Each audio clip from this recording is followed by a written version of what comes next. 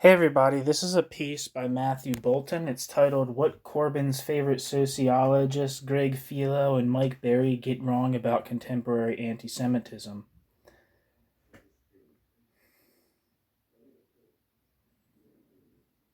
There's a picture here, and it says Jeremy Corbyn addressing Rage Against Israel demonstration. It's from June 2010. A little description it says of Matthew Bolton is the co-author with Frederick Harry Pitts of Corbynism, a critical approach, praised by Professor Paul Thompson for, quote, cutting through the fog of uncritical adulation and unthinking hostility to shine a light on the origins and dynamics, end quote, of the Corbyn movement. All right, so here we go. Controversially reinstated in the Labour Party but denied a return to the Parliamentary Labour Party by the leader Keir Starmer, Jeremy Corbyn's defiant response to the recent EHRC report, which found the party had breached the Equality Act and the treatment of Jewish people under his leadership, continues to roil the UK left. Let me just see real quick, when was this put up? This is put up November 2020. In his initial statement, Corbyn said he did not, quote, accept all of, bracket, the reports, end bracket, findings, end quote, because in his view, the, quote, scale, end quote, of anti-Semitism had been, quote, dramatically overstated for political reasons by our opponents inside and outside the party, as well as by much of the media, end quote. In a later interview, Corbyn clarified that this claim was based on supposed disparity between the general public's perception of the number of Labour members, quote, under suspicion of anti-Semitism, end quote, and the actual number of formal complaints. While Corbyn's most recent intervention, released shortly before the hearing which readmitted him to the party, made, quote, clear, end quote, that, quote, concerns over anti-Semitism, end quote, were not, quote, overstated, end quote. He did not withdraw his contention that the, quote, scale, end quote, of the problem had been exaggerated. On the face of it, Corbyn's argument is flatly empirical, resting on raw numbers and unrelated to the wider question of anti-Semitism on the left. But this ostensibly value-free statement is premised on a series of ideological presuppositions that, once unpicked, demonstrate that the anti-Jewish discrimination the EHRC confirmed is not an inexplicable anomaly or random occurrence. Rather, it derives from a specific worldview, bordering on conspiracy theory, that has come to dominate large swaths of the left, and which is all too often receptive to anti-Semitism. The, quote, bad news, end quote, model. Corbyn dutifully prefaced his comments with the disclaimer that, quote, anyone claiming there is no anti-Semitism in the Labour Party is wrong. Of course there is, as there is throughout society, and sometimes it is voiced by people who think of themselves as on the left, end quote. This idea that any anti-Semitism in Labour is merely a reflection of that which within wider society is drawn from a 2017 survey by the Institute of Jewish Policy Research. The Institute of Jewish Policy Research found that 30% of the British public agreed with at least one derogatory statement about, quote, Jews as Jews, end quote, such as, quote, Jews get rich at the expense of others, end quote, or, quote, exploit Holocaust victimhood for their own purposes, end quote. This percentage, 30%, was the same for those who self-identified as being on the left. By contrast, the percentage of self-identified right-wingers was 20% higher than average. The conclusion typically drawn by Corbyn supporters is that the home of true anti-Semites is on the right, but that, given the size of Labour's membership, it is sadly inevitable that a small number will end up within the party. This latter group might, quote, think of themselves, end quote, as being on the left, but are in fact interlopers. Corbyn's role Corbyn's sole, quote, regret, end quote, when it comes to anti-Semitism relates to the failure to unmask and remove those intruders from the party speedily enough.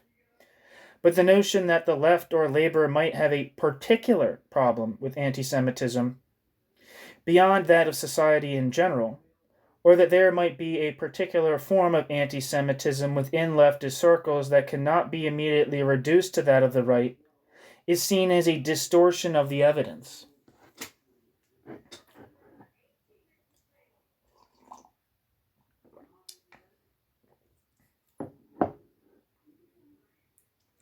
This raises the question of who might be distorting that evidence and to what end.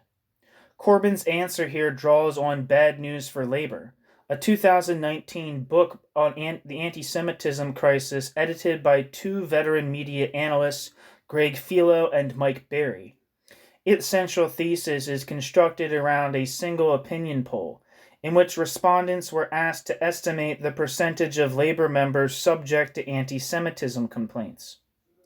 2/3 had not heard of the Labour anti-Semitism crisis or were not sure.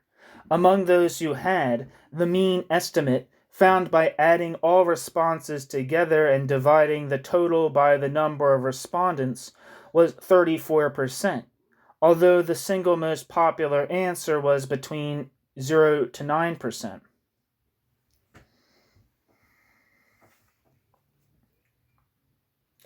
Philo and Berry, and now Corbyn, argued that the disparity between the average of respondents' estimates and the true number of complaints was the result of an antagonistic media deliberately blowing a minuscule problem out of all proportion in order to attack the left. Philo and Berry's findings and methodology have been comprehensively dismantled elsewhere. It is only worth adding here that regardless of the total number of formal complaints, the fact that a substantial amount of them involve the leader of the party and his close associates seems far more relevant to understanding public perception than a random cohort's ability to pluck abstract percentages out of the air. It is true that some reporting bordered on the hysterical, such as claiming Corbyn, quote, danced a jig, end quote, towards the cenotaph. But for much of his leadership, the media actually underplayed the seriousness of the anti-Semitism charges against him. There was an incessant focus on his description of Hamas and Hezbollah as, quote, friends, end quote, for instance, allowing him to portray himself as a diplomatic broker using, quote, inclusive language, end quote, to talk to, quote, both sides, end quote. But journalists repeatedly failed to press him on this very next sentence in the same next sentence in the same speech, where he extolled Hamas as, quote, dedicated to ... peace and social justice and political justice, end quote, a far more damning charge and far more difficult to deflect with empty platitudes. But rather than picking more holes in Philo and Berry's argument, it is more instructive to focus instead on the general worldview underpinning their analysis. Bad News for Labour is the latest installment in a long series of bad news books.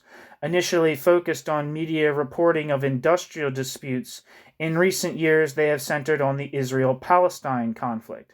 What connects the series is the idea that mass media systematically distorts its coverage to manipulate public opinion at the behest of powerful interests. While more sophisticated cultural analyses emphasize both the contested nature of media production and the ability of individuals to actively, quote, decode, end quote, the media they consume, for Philo and Berry, this media is a homogeneous propagator of mystification and the public merely a passive victim of ideological trickery. In Bad News from Israel, published in 2004, and More Bad News from Israel, published in 2011, Philo and Berry argue that the media consciously misrepresents the conflict to cover up Israeli crimes. Their assumption is that if the British public were told, quote, the truth, end quote, then their manufactured support for Israel would disintegrate. Given the supposed power and one-sidedness of the media narrative, it is somewhat surprising to read the JPR's finding that a third of British people hold an unfavorable view of Israel, while only 1/5 are favorable. A mere 6% sympathize with Israel when it comes to the conflict, with 18% favoring the Palestinians. But even if we accept the claims of a pro-Israeli bias within the media, Philo and Barry's version of the, quote, truth, end quote, is little better.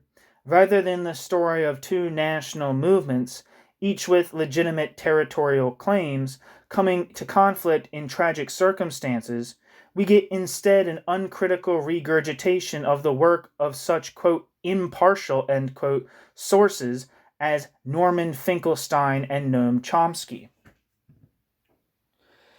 Here, Jewish national aspirations, even in the wake of the near annihilation of the European Jewry, are portrayed as illegitimate, reactionary, and imperialistic, while Palestinian claims to nation-statehood are presented as authentic, indigenous, and emancipatory. What I have described elsewhere as the intrinsic relation between Israel, Zionism, and anti-Semitism is severed, with anti-Semitism now presented as an unfortunate but ultimately rational extrinsic response to Israeli actions. Check out the thing I put up by Norman Garris about that very idea, that anti-Semitism in the Arab world is just a reaction, is a legitimate reaction, or maybe an unfortunate but completely understandable reaction to the actions of Israel. It's called alibi anti-Semitism if you're interested. Him critiquing that kind of logic that I just articulated in an unarticulate way. Philo and Barry thus reduced the messy complexity of the Israel-Palestine conflict to a Manichaean struggle between two monolithic discourse, the, quote, bad news, end quote, of lies, manipulation, and distortion, and the, quote, good news, end quote, of their own unquestionable truth and righteousness. Any argument which refuses this binary premise is immediately suspect and more likely than not itself the result of ideological manipulation. Yeah, I mean, if you hear it, just another side note, everything that I put up, almost everything that I put up about anti-Semitism comes back to Zionist propaganda. Like, they've decided it's wrong before they listen to the arguments being stated. They're like, oh, it says that it's okay that Israel exists, whatever criticisms you can make about its existing borders or its or the way that it antagonizes and dominates and is cruel to the Israeli people. What was I saying there? That it has a right to exist, or it's okay that Israel exists. Anything that says Israel can exist is immediately like, oh, that's propaganda. Instead of listening to like the arguments, counter arguments for why maybe Israel, in a world of nation states, has as legitimate right to exist as a Palestinian state. Yes, that so like the idea that anything that's not just smash Israel is viewed as the work of imperialist shills. Someone put you sound like Joe Biden's toy boy. On here, which I guess they didn't say boy toy because they thought if they said boy toy it would be too sexual, but it's basically the same thing. But anyway, I'm fucking Joe Biden apparently, but he didn't want to say that. You know, that would be a step too far. But yeah. Anyway, false flags. Once this seductively simple formula, which has the self-confirming logic of all conspiracy theories, has been established, it can be applied to almost any event. Thus, when David Miller, Philo's protege and contributor to Bad News for Labor, is not bemoaning the, quote, influence that, quote, Zionist have over the British left and British politics more widely, end quote. He has argued that Bashar al-Assad's chemical attacks on rebel-held areas in Syria were, quote, managed massacres, end quote, staged by the rebels themselves in collaboration with the media. If you didn't know this, David Miller, I don't know the actual cases, but he was like a academic who was like fired not for anti-Semitism, but how he handled accusations of anti-Semitism. To my understanding, at least, I'm not an expert on the whole process. But when he was fired, after he was fired, people supported him. But increasingly, when he no longer had to keep up face, I think he was saying enough crank shit that people were like, okay, we need to step back from this guy a little bit. Also, there was a huge thing on one of the labor news YouTube channels that I watched was blow to Zionism. David Miller found that he was wrongly fired or something like that. But David Miller, after being fired from his academic position, went and worked for Press TV. If you don't know what Press TV is the global press of the Iranian state. So it's like Russia today, but for Iran. And unless you've been sleeping under a rock, you know that the government of Iran is extremely right-wing and reactionary, including anti-Semitic and is an anti-Semitic regime, and so it's not he got fired. It's got fired from one place, and then walked into the welcome arms of an anti-Semitic institution that was willing to give him a job. Leaders from Iran routinely deny or question the extent of the Holocaust. I think people are very, maybe I'm wrong about the larger left, but I think a lot of people are really, really ignorant about just how reactionary Iran and the ideology governing its state are. But David Miller, Press TV.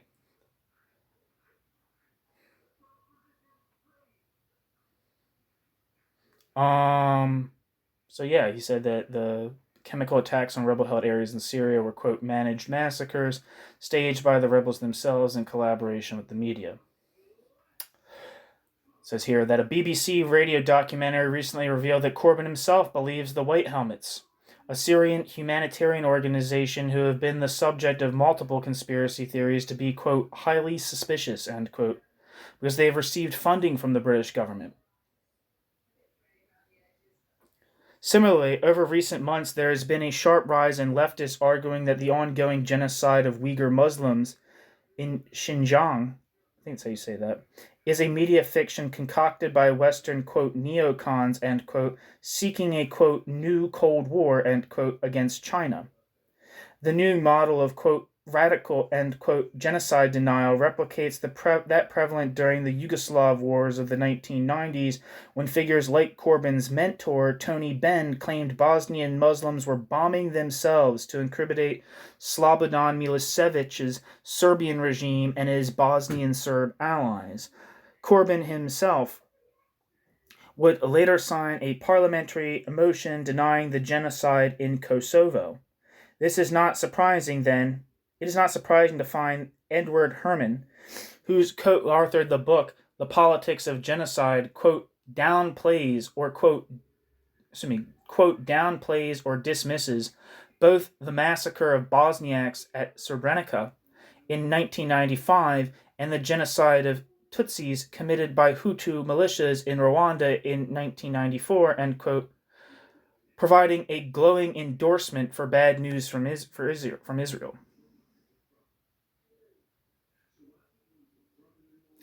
For all the supposed empirical rigor deployed by Philo, Miller, and Finkelstein, you should, if you're interested in this, if you read this article, I mean, maybe you've already listened to it if you hear me reading this one, I'd recommend you check out Alan Johnson, who is actually the head editor of Fathom's critique of Norman Finkelstein, which is very, very rigorous and not inflammatory. and the responses that you see in the comments section. How much people revere what he has to say with a sort of like religious fervor. It's really quite impressive, the comment section of that. Yeah. Uh, so yeah, there's some content on Finkelstein on my page. For all the supposed empirical rigor deployed by Philo, Miller, and Finkelstein, theirs is at root a wholly irrational worldview in which reality is entirely dissolved into representation. Society is deprived of any objective basis and collapses into the pure contingency of competing propaganda claims. In a world entirely driven by secretive machinations, everyone is a dupe aside from the good authors themselves. But it is notable that, for all the supposed radicalism of their totalizing critique of the, quote, mainstream media, end quote, the end result is invariably the unquestioning acceptance of, quote, alternative, end quote, narratives pushed by authoritarian states and their compliant media channels, especially if they purport to be, quote, anti-imperialist, namely anti-American and anti-Israeli. It is also striking how often Muslim people are accused of collaboration with the imperialists and the media. That Palestinians are an outlier here suggests that the contemporary left's propensity to inflate, quote, the idea of Palestine, end quote, into a signifier for emancipation in itself has less to do with supporting actual Palestinians than it has opposing the, quote, Zionists who stand in the way of universal freedom. Nor is it coincidental that this same, quote, false flag, end quote, logic is at work in Norman Finkelstein's theory of a so-called, quote, Holocaust industry, end quote, a Jewish-led media conspiracy to exaggerate the unique elements of the Nazi genocide in order to shield Israel from criticism and, quote, shake down, end quote, credulous Gentiles. And here the finding of the second strangely neglected half of the JPR report become of interest. Not only did the JPR find that the, quote, very left-wing, end quote, those most likely to be Corbyn's supporters, are 20% more likely to hold anti-Israel views than the general population, they are also far more likely to agree with anti-Semitic statements such as, quote, Israel has too much control over global affairs, end quote. And, quote, Israel has interest at odds with the interest of the rest of the world, end quote. I think that statement right there, that last one, just as a side note for myself, kind of characterizes the genesis of, or not the genesis, what's the word? Kind of like encapsulates the view of left anti-Semitism, right? Now, someone can be anti-racist and be anti-Semitic, right? Seems like contradictory, but their idea is that there's this world of good, hard-working people who want the mutual benefit of everybody. They want everyone to have a full and free developed existence. But there is this one group whose particularism is at odds with the universalist project. And so that group typically has fallen on that group can be pointed at and said, it's the Jews is this one particularist problematic category of people that are preventing an otherwise universalist state of affairs from coming into being. I think that would be like the kind of like sort of like at least like one of like the meta attitudes of like left wing, the tradition of left wing anti-Semitism, and you can say that about Israel. It's like people might not say this, but if you look at the disproportionate emotion that's put towards Israel, not just now that there's like a huge war where a lot of people are dying going on, but even before that, pointing at Israel and saying Israel is the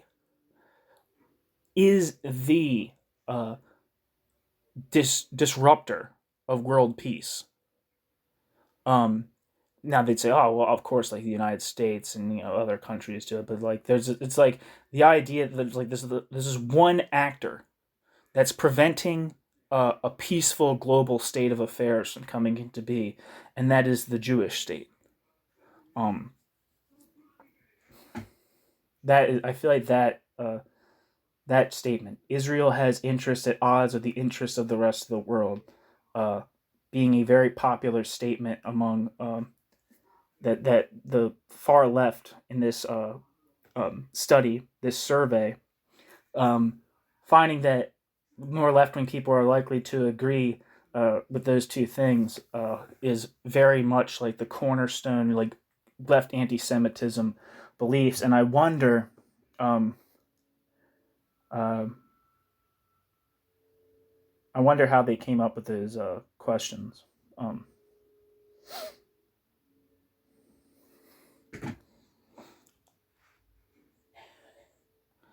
Because they're good questions. Whereas I think a racist wouldn't a right wing person wouldn't say that. I don't think they'd say Israel has interest at odds with the interests of the rest of the world. I think like a right winger would be way more inclusive in terms of who falls outside of the interests that are and they probably wouldn't say the rest of the world. They'd probably say like with America or like with like white people or with Europe or something like that.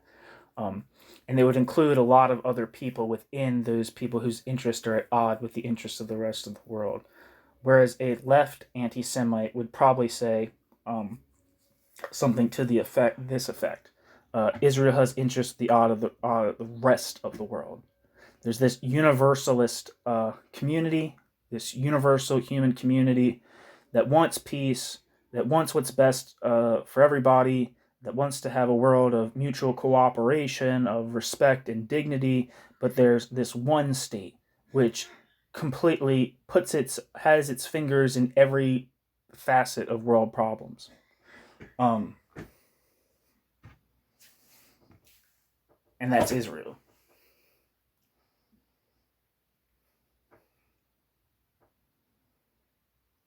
Yeah, very, very interesting. Sorry for disrupting the flow of the reading by making my own little comments, but that seemed important to me. Moreover, the JPR found that the stronger a person's anti-Israel views, the more likely they are to hold anti-Semitic attitudes about, quote, Jews as Jews. The most commonly held views within this cohort were that Jews have interests that, quote, are very different from the interests of the rest of the population, end quote. Quote, have too much power in Britain, end quote, including over the media, and as Finkelstein maintains, quote, exploit Holocaust victimhood for their own purposes, end quote. It is thus here at the intersection of anti-Semitic anti-Zionism and traditional Judeophobia, where leftists are overrepresented, that the true source of the labor anti-Semitism crisis is to be found. It is not an import from the right or a random statistical quirk, but rather a homegrown problem with roots that are specific to the left.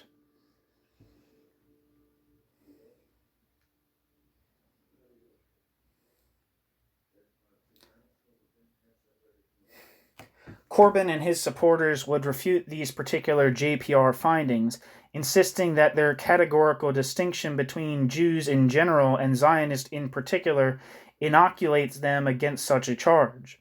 That half of all Jews happen to live in Israel and that more than 90% of British Jews feel some kind of affinity, however mild, with the state of Israel, and therefore find themselves on the, quote, wrong side of history, end quote, is an unfortunate coincidence.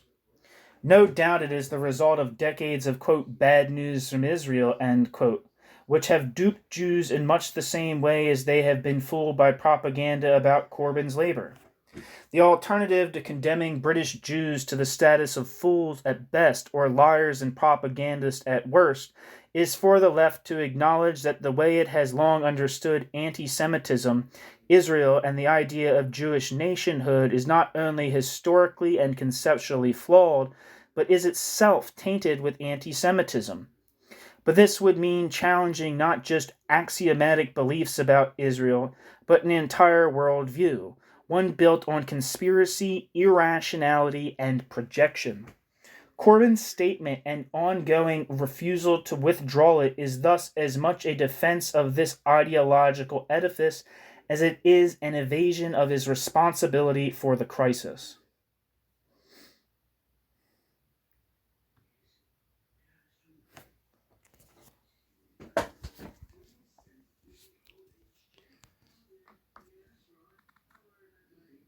Thanks for listening.